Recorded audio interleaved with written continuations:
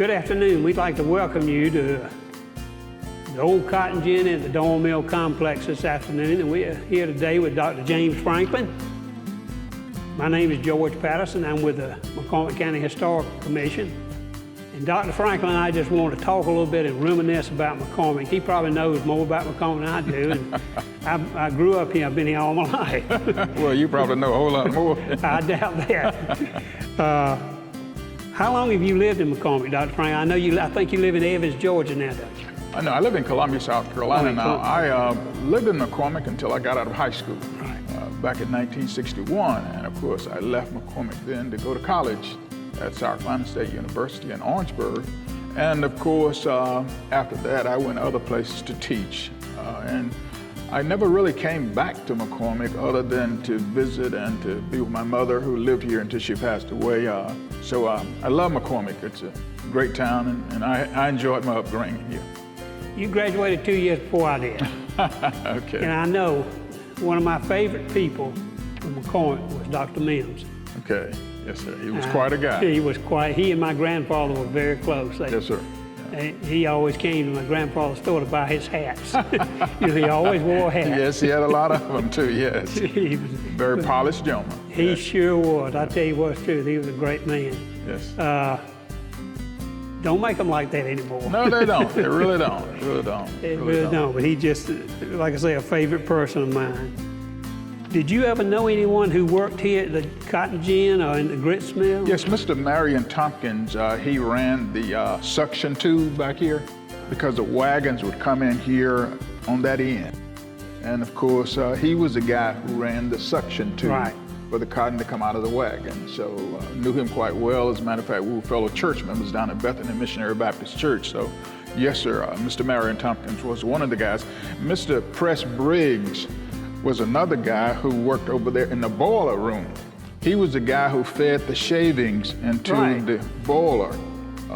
But that was Mr. Press Briggs. Mr. Press Briggs lived just a couple of houses up on the row, we call it, back in those days. So I knew those two guys as prominent here with the gin back in those days. And those shavings, Dr. Franklin was telling me, I always thought they came from right across the street where Dawn Lumber Company was, but he said it came from Plano. Came to Plano. Which is down on the south side of town, below Milliken, actually below Regal down there. Right. That's where it was. And they had, you remember you said Mr. Rankin ran that farm and everything. Do you remember that little railroad they built down there with a little railroad train on it and everything? Right. I think they built that for Jennings Maccabee. I don't know whether you ever knew him or not. I knew Jennings Maccabee quite well. Yeah. Did you? Jennings and I grew up together. I'm talking about Jennings, the son. Mr. Maccabee, of course, ran the store up here for MG&J. Right. But Jennings was one of the boys, Jimmy and Jennings and Tommy. And then Connie was the daughter. I didn't know her, but I knew those two boys. Yeah, Connie she was an attorney. Okay. She's the only one still living. Okay. They built a little railroad down there. They had little railroad cars, and kids, they'd have birthday parties for Jennings. Right. And everything. Jennings and I, we grew up together too, played football together and stuff. Can remember him quite well. Yeah, Jennings used to come to Dawn's Alley. His dad would come to work here at the store area. It was bigger than a store, obviously. It was where they sold paint. Anyway, the huge store here. Jennings would come there with his daddy, and his dad would let Jennings come to Dawn's Alley to play with the boys while his daddy operated the business. So that's how I met him. But Jennings was a small guy then. When you and he were playing football, that was after the fact. But when I was playing with Jennings, he was a little guy back then. And we played together until he got 10 or 12, somewhere in there. And then he drifted off to other things. Right. Yeah, we've talked. I understand that you've written a book on McCormick. Yes, sir. Jennings is in it. I'm paying tribute to him as a close friend. Yeah. What's the name of it, sir? Golden Nuggets, and I got that from the fact that I was born between three mines. One was manganese, and I think two others were gold. Right, the one manganese used to be over there just as you turn on Chestnut Ridge Road. It was up there. I was trying to think of the gentleman's name that lived there. Everything. They started that mine, I think, during World War II because there was a shortage of manganese, didn't it? Right. Because the gold had already played out by then. Yeah, pretty much. Pretty much. everything. Although we still have people, you know, in McCormick in different areas. I've got a couple of guys, one from Greenwood, one from Lincoln that'll call me and want to know if they can go panning in a creek to some property that I own, you know, and they come to still got people that are looking for it. So. Well, the rumor is there's still gold and manganese in this area. The rumor is that they built the town of McCormick over a mining area so that people wouldn't continue to go in that area and probably get killed or something. So that's part of the rumor when I was growing up. Right. Well, it's McCormick is, to me, is an interesting place. A lot of history here. You know, we have about 26 historical sites around the county. And I think really, a lot of times we don't appreciate the history maybe that we have and don't push it enough. Well, you know, McCormick was a boom town back in the day. I mean, you had the sawmills going, you had Milliken that came in here, and of course, Regal and all of that, and you had all of these highways open here, motels everywhere, until, as I was telling Mrs. Hinkle, until they built I-20. And I-20 just killed a lot of small towns. But prior to that time, you know, Atlanta and Columbia were connected by 378, which was through here. So we got a lot of traffic and a lot of business from that commerce back in those days. And back in those days also between Greenville and Augusta, a lot of traffic came through. And as I was sharing with her that back in those days, we had 3 or 4 buses, mainly Greyhound, but sometimes Trailways that came through every day, going different ways back in those days. McCormick was a boom town. You and I remember when every store on the street was filled. Oh, very much so. There were no closed businesses. No. You know, at one time we had movie theater and everything. Had a movie theater, that's true. Had a bowling alley at one time. Yes. I don't know whether you remember or not, but we had 3 hotels on this. Back in those days, we called one McCormick Hotel, and we called the other one Carolina Hotel. They renamed them to something else, Couture or some other kinds of things. And then, of course, we had what is called Fanny Cates now. Well, may not be called Fanny Cates, but it became Fanny Cates, which is the one on the end now. They're called across from where the jailhouse used to be and where where Dr. Workman's office was. So we had those 3 places right there almost together. Yeah. Yeah, and then, you know, the only one that's really being utilized now is the Couture, which is the middle one. And then Smith Hotel, which was up on this end of town, it burned, you know, some years ago.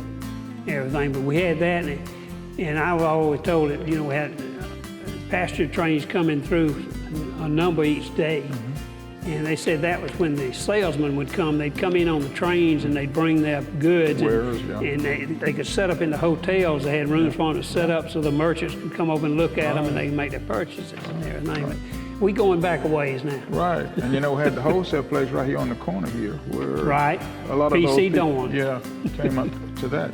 Sure did. You know, I'd almost forgotten about that. There were a lot of Dorns back in those areas, back in those times, and Mrs. Dorns ran a little store right here where the ice house was. Right across the street. I used to love that lady. She was so nice. Her husband was, I don't want to talk about her as your relative, I hope I'm not. But she was such a nice lady. We loved her, but her husband was a different person. You know? Well, Charles Jennings and I were talking earlier about that. You could go in there, and I don't know whether you remember the Johnny Cakes. Oh, yeah. You get a Johnny Cake, and it was some kind of candy. It had a chocolate coating on it, but it was cream inside or something, and you could slice it up. Squirrel nuts and stuff. Slice it up and put it on that Johnny Cake. Yeah. You could take a quarter and you go get you a drink, a Johnny Cake, and one of those, and have money left over. Yeah, exactly. That's right. And my great uncle, Rupert Talbot, ran the way station right over here. Yeah, Mr. Talbot, I remember him because we used to call him the seed man and something else because he worked out of that little building right there. That was his station. That was him. Yeah. Mr. Jennings Franklin was the guy in charge of mainly the farms of MG and JJ Dorn. You know Mr. Jennings? His sons were Buck and Buck Franklin. And, oh, Lord, yeah. And one of them Tom and Buck were the 2 boys that I remember. Well, there was a younger one too. Okay. Jimmy. Okay. I remember Tom and Buck. He was the younger one. And each one of them worked for an oil company. Right, sure did. One for Shell and one for Gulf. Gulf, that's right. Yes, sir. Jennings boys. Do you remember Charlie Grant had a livery stable, blacksmith shop? Well, before he got it there, Mr. Jonah Talbot was the blacksmith shop owner. And then Mr. Charlie Grant got it from Mr. Jonah Talbot, who lived on this side of town, and he became a preacher to preach at the church down there, Mill Church. And of course, Mr. Charlie then continued to operate the blacksmith shop, which was across from the elementary school. That's where when I was a kid. That's where I started school. That's when well, I lived in a house down there. We used to hear y'all play every day, you know, at the elementary school. And yeah, I can remember sitting up there in class, you know, being in class and hear him over there on the anvil. Yes, you know, sir. I could hear him and everything. Sir. I can remember that. Shouldn't say this. We used to play in that sawdust. When we talking about the sawdust that came down there to play. We used to play in that stuff off season. So we had a ball in that down in that basement area of that building, that where the boiler was. We had a lot of fun in that sawdust. Luckily, none of us really got hurt other than scratches here and there. But we enjoyed it. Luckily, because that wasn't. Like I say, we talking about back before OSHA or anything was around. There wasn't a lot of safeguards. So that's right. I agree with you. The things we used to do, we're very fortunate that we didn't get hurt worse than we did. Yes, sir. You're right. Like the coal chute down there. Do you remember the coal chute down on the track? Where the trains would come in and fill it with coal? I do. I do. Yeah. And it had a water tank down there too for the train. Yes, yes. Matter of fact, I rode the last steam engine that came through McCormick. Oh, okay. All right. I was a little fellow, probably about 10, 12 years old, and my grandmother said she knew they were going to take them off. They came out with the locomotives. Yeah. So she said, we're going to take a trip to Augusta. So she and I went to Augusta and then came back on the train. So that was probably about the last one to come through McCormick. But I remember that very well, you know, and the water tower down there in the coal chute. Coal chute, yes, sir. We played down there, probably shouldn't have, but we played down at the coal chute. Well, people don't know much about coal anymore, you know. Everybody's got. I shouldn't say this, but back in those days, we found time to find a few pieces after dark over there because back in those days, coal was a great resource for a lot of poor folks who lived in Dorns Alley. I tell you. We burned coal in stoves at night. Well, my grandfather owned the store down, you know, on the corner across from the depot, and he that's what he heated with was a pot-bellied stove. Right. Who was your grandfather? G.C. Patterson. Oh, Miss Patterson, Patterson Clothing Store. That's where I bought my clothes from as a kid. Miss Drucker's store and Miss Patterson's store, mainly. But Mr. Talbot ran the store for women up here. Remember Talbot's fashion shop? John Talbot. Yeah. But yeah, Mr. Patterson, that was one of my guys back in the day. Yeah, I bought a lot of suits from him. Well, he stayed there 53 years. Yeah. He stayed there 53 years, went through the Depression, didn't declare bankruptcy or anything, you know, tried to pay off every penny owed. But I didn't make it that long. I ran it for about 7 or 8 years, as long as I lasted. But it was, those were great days. And like you say, coal, it was prized possession. Yes, and we got it at the house because the old house had fireplaces in every room, bedrooms and everything. That's how you heat it. And they were little coal fireplaces, you know. Yeah, that's right. Heated with that, so. Yeah, we had 3 of them in our little 3-room house. Yes, sir, 3 fireplaces. Well, we going back a ways. Not many people left for me to talk to about this. Right. Mr. Patterson, rather, was right there next to the Chevrolet place. Right. Yeah. And that Chevrolet place was a bowling alley at one time.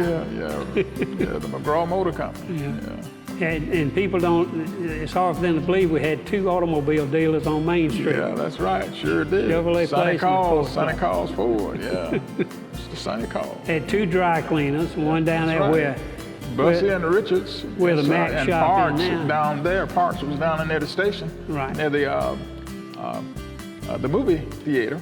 And of course, Bussy Richardson was up here. And you know, Mr. Bussy ran the liquor store. Right. Now that wasn't Bussy Richardson. He let you know that. Mr. Bussy ran the liquor store. It was Bussy Richards Cleaners. And Mr. Richards was from Lincoln. Yeah, Marvin Richards. Yeah. And Marvin Hammond later on bought the dry cleaners down there on the other end, you know, and he ran it until he retired, and I think that's when it closed, when he retired. Every store though, you know, I mean, all the way from the end where the Chinese cafe, that was Tom's Grill. Tom's Grill. Tom's Grill, and then Madden's was on this end up here. Well, it was Banks before. We had Madden, the grocery store. Well, it was Reams before Madden. Reams, that's right. Reams before Madden, yeah. It was Reams back when I took art from Miss Edmonds and Miss Faulkner. They had taught art overhead. Okay. And every now and then one of the kids would turn over a little jar of kerosene and we'd put our paintbrushes in, and it'd leak down on his meat counter, and he'd come running up there. I can't remember. I was a little devil. like I say, I hate people today don't know the life that we knew growing up. Yeah, You know, and I'm sure y'all were the same way. You know, you go out in the morning and stay out all day. You know, come in at dark, and that's right. Your parents didn't have to worry about you. Nobody was going to come by and snatch you or anything. Right. You know, That's and right. if you did anything wrong, your neighbor was going to tell your Everybody parents knew anyway. about it. Yes, sir. That's right. You were everybody's child. so- Everybody's child back then. Yeah. I remember Mr. Crook's store. Remember R.L. Crook? He ran that store over there. That's now the chicken place. Oh, yeah. Mr. Crook's store, and he had the little place out front where we'd all go sit and drink our soda with peanuts in it, and sit on that little bench in front of his store. Real nice guy. He didn't mind us doing that, but it was neat. Mr. Crook, R.L. Crook. He didn't have a lot of business like Mr. Reams did, Right. because Mr. Reams made his own ice cream. Back in those days, you know, a lot of people that board and sink and all the sealed tip. He made his own ice cream right there upstairs in his business. And he and his son sold that ice cream just like the drugstore sold their ice cream, but they made their own ice cream. Yeah. And they had better flavors than board and sinker and seal test back in those days. And you can't beat homemade ice cream. Well, you can't. You really can't. Yeah, so many good memories. Yes, sir. Well, Dr. Franklin, we appreciate your I time. appreciate you inviting me. Thank You are a blessing to us. Well, thank you. You're a blessing to me as well. McCormick. Yes, sir. Well, thank you.